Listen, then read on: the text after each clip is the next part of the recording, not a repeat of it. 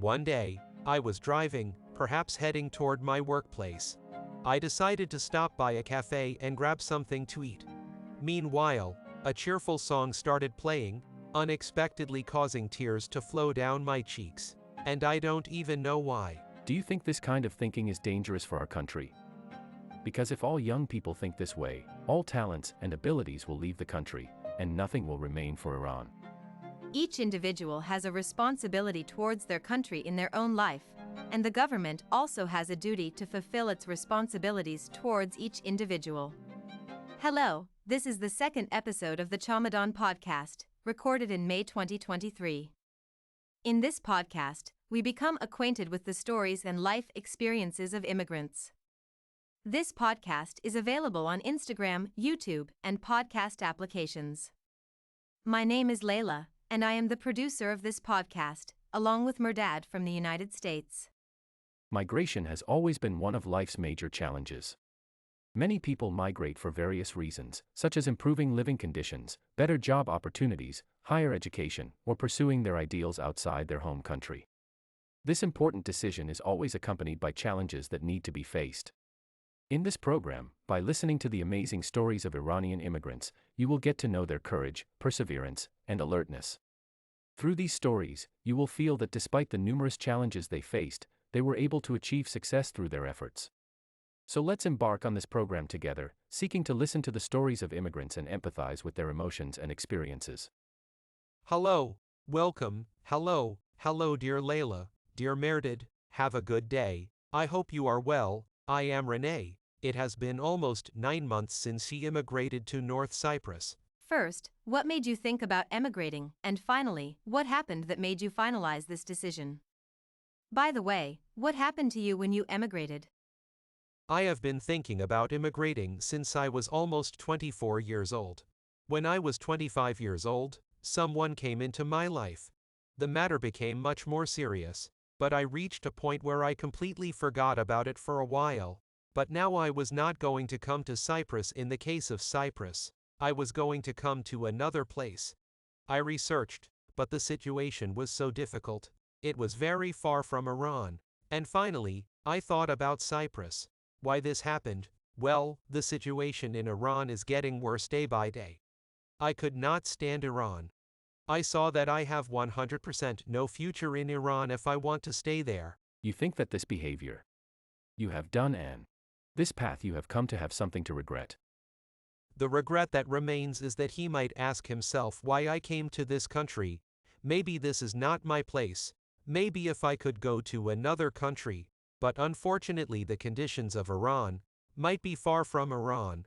But the news is coming, the more time passes. And because of the fact that I came from Iran, I don't regret it. I really come to the conclusion that there was no place to stay in Iran 100%. But immigration always has its own difficulties. Don't you think this thinking is very dangerous for our society? That if all young people think like this, then all the talents and abilities will leave the country. Nothing will be left for Iran. Don't you think this thinking is very dangerous for our country? Merdad, the situation in Iran is very dangerous. And what you say is 100% dangerous inside Iran. Because I know that most of the young people think this way. Those who can leave the country, be sure that they will make every effort to leave. And those who cannot leave the country may have a dream in their mind about this, but they are still inside Iran and do not know what the problems are outside the country. Those who are better trained, despite having many skills, they have created the conditions in a way. Who prefers to leave the country? In my opinion, it is completely correct because it cannot be said that we put the burden of the progress of Iran and society on the shoulders of the youth because everyone has a duty towards their country and the government of that country in their lives. It also has a reciprocal duty towards the youth. The deal is two-way. The first country should think about the youth, and now many people who live in Iran believe that they can build Iran with hard work and we should stay. That's right, stay and take back the right. Also, people wonder how long I'm going to live. They want to plan for the future and enjoy their lives.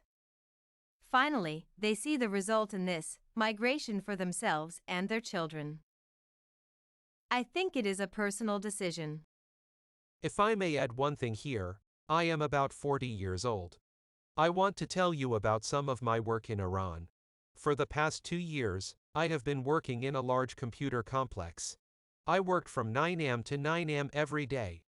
My income was maybe a little more than a simple employee, and I could not save more. I have to live a normal life, then I can say that if this country has these three problems, there are places where there are no problems at all, and that is why it is worth standing and fighting. But when the system does something that is rightful, it is mine, and it has to give. It does not give me. It even destroys the minimum that is my right. There is no place left for me to stand and stay, and no place for me to try and fight. The immigration age of 40 is not when you see a person at that age who has left the country. Know that the conditions are such that he could not last, and that person at this age definitely looked at the matter with a completely logical view and saw that there is no place to stay and no future. Assuming you are sitting in a plane seat and the plane is taking off. There is a certain moment when your body feels the pressure on the seat. The moment the plane takes off. Until the plane lands. Tell us about this feeling.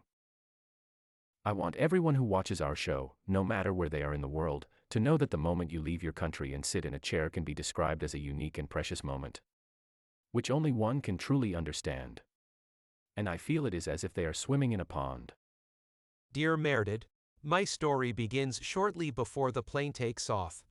Every time I wanted to go to the airport, my siblings wanted to come with me to say goodbye. But because it was hard for me to say goodbye, I always prevented this from happening.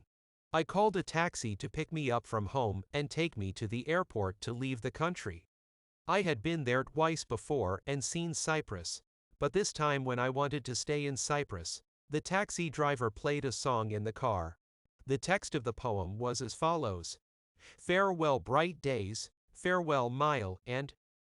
Even though I was in Iran, I started to cry silently.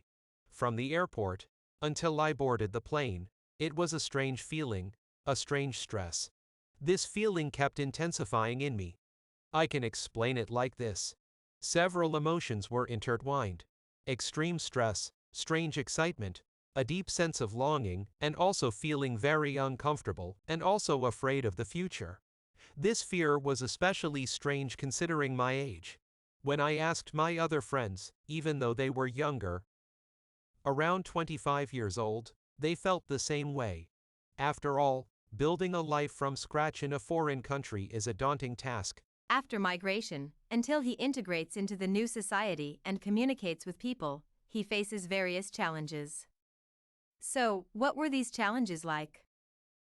The first challenge I faced, sorry to get a little emotional, is an emotional one. It is not a problem at all. In fact, emotional topics are very attractive to us. We are not always focused on administrative matters. Dear Layla, the first strange thing I experienced was that every year on your birthday I would celebrate with your family or friends. It was really strange to be away from everyone in a foreign country. At that time, I only knew one or two people, and they were unaware of my birth. My birthday turned out to be one of the loneliest days emotionally. It was a really hard day in Cyprus, and another factor was the sadness of emigration. Migrant depression can really affect a person's personality in the short term. I was a very playful person. Everything changes all the time.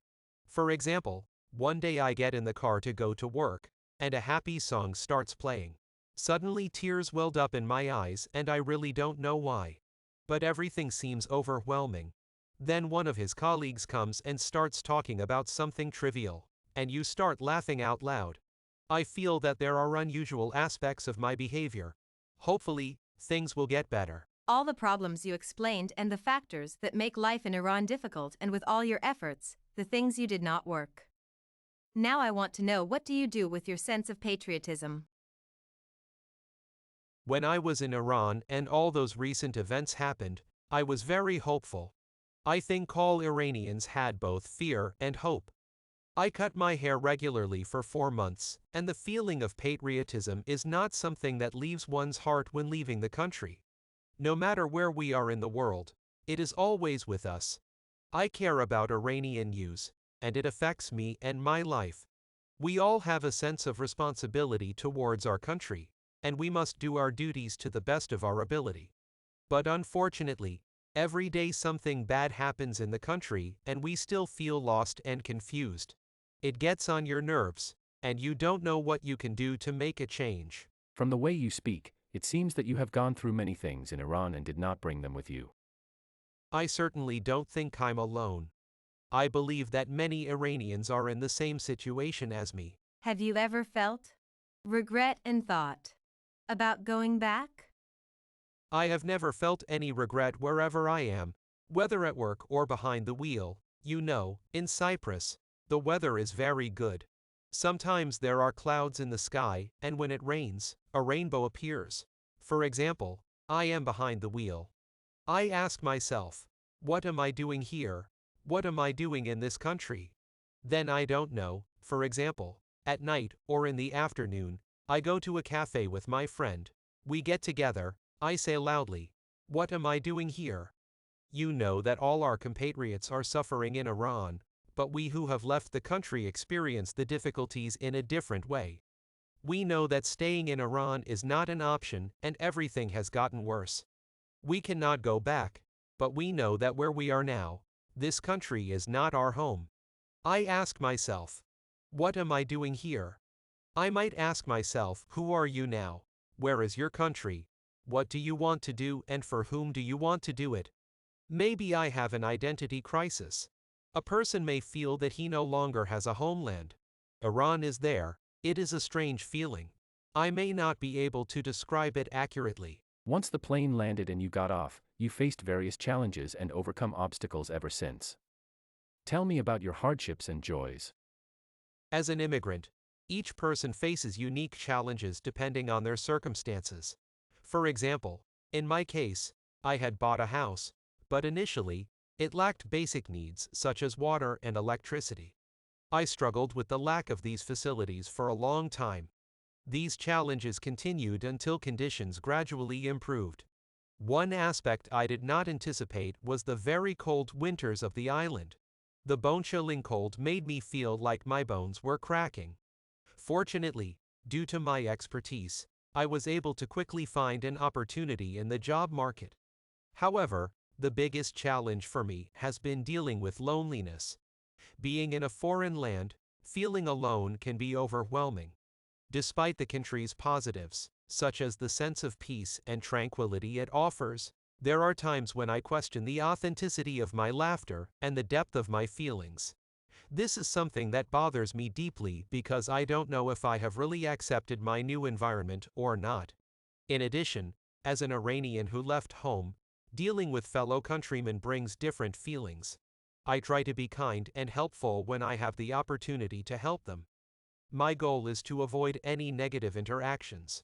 I am an Iranian who left Iran. If I can do something for him, I will not be jealous of my countryman. I feel that he is not Iranian at all. If I can't do anything, I won't bother him anymore. We can adjust our behavior towards Iranians like other people who live in that country as if they are not Iranians. How did we behave? I will not explain more because I am embarrassed. As long as we live in Iran, our surroundings are very busy, and everyone is busy with their own personal problems. There is not much time and desire to get involved in other people's affairs. However, when we leave that big Iranian society, the number of people decreases, and they feel that they should know each other. They unconsciously interfere in each other's lives. Sometimes, these unconscious behaviors can be very distressing. When you are alone and do not expect such behavior, it makes you feel more alone, and you may experience more discomfort. Layla, respecting the laws of the country and respecting the culture is very important for some people.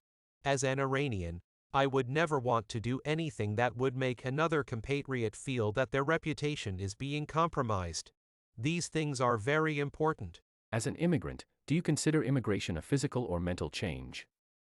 I mean, did you just physically move from one world to another, or did it make a significant mental change in you? Meredith, when you are in your own country, you decide to emigrate. I think it is to be separated from these problems and concerns and to be at ease so that we can progress. When you decide to emigrate, I think you've made a mental shift from the moment you get on the plane to the moment you step off. At the same time, you physically move from one world to another, but always a part of your mind is involved in Iran. Always there, always present. This is what I meant by an identity crisis. My body is here, but part of my mind is here, and part of my mind is in Iran, with my friends, with my family. If that part of my mind is too anxious, it will undoubtedly harm my body. It hurts everything in me. I say that wherever an Iranian goes, his body goes in one place, but his mind is in two places. Part is in their homeland, and part is where their body is present, and unfortunately, it is painful. Now that you have immigrated and entered a new country, you have met this new life and met people, what hopes and dreams do you have for yourself? What gives you hope and motivation to stay and continue? People here are warm and friendly because it is a tourist area. They are very kind, and the weather is great. Being close to the sea is a big plus, as it only takes a few minutes to get to the beach. The country is progressing, and fortunately, there are many good job opportunities here. Financially, one can make significant progress, even more so than in many other parts of the world. I long for other things in my life, like finding peace, the peace of a group of people who like to be with someone. A series of lonely people, I like myself with others. I don't know when it will happen, but it will happen. But given the factors I mentioned, I have good reasons to stay hopeful. Do you think there is something you haven't mentioned but want to share? I just want to tell all my countrymen that immigration is definitely very difficult but not impossible. Please consider all aspects of migration before deciding to migrate, as any problems you may have after migration can be many times greater than before. They can get bigger. In addition to personal challenges, it is essential to conduct thorough research on the destination country for immigration. One thing I forgot to mention is that it is very important to learn the language of the country you want to immigrate to, because otherwise, it can be very challenging. Although there are many Iranians around here, sometimes we face real problems. Many people here speak English, but their main language is Turkish. Thank you very much for taking the time to accept our invitation. I hope we can have another interview in a few years to compare how the views have changed. I think it would be very interesting to make such videos and compare them. Thank you for coming. Thank you for having me. Thank you for dear Layla. Thank you dear Meredith. Thank you so much for your wonderful podcast, and I wish you the best of luck. Bye.